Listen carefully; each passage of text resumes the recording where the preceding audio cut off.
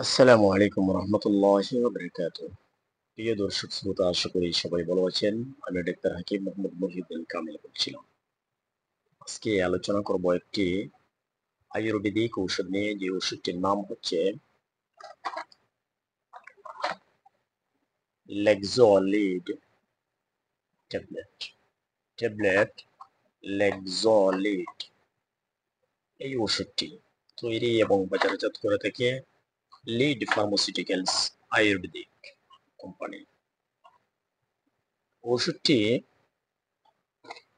Group name হচ্ছে ইচ্ছাবেদী রস। এই লেক্সোলিড বা ইচ্ছাবেদী রস ওষুধটি মূলত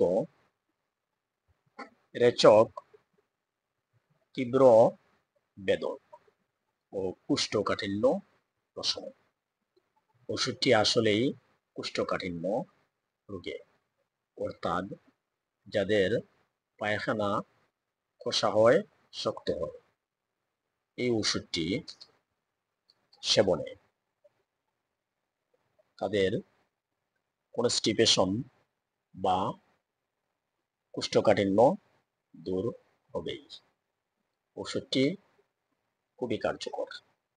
ওষুধের গ্রুপ নেম হচ্ছে ইচ্ছাবেদী রস। ওষুধটির ডোজ হচ্ছে 1 থেকে 2টি ট্যাবলেট।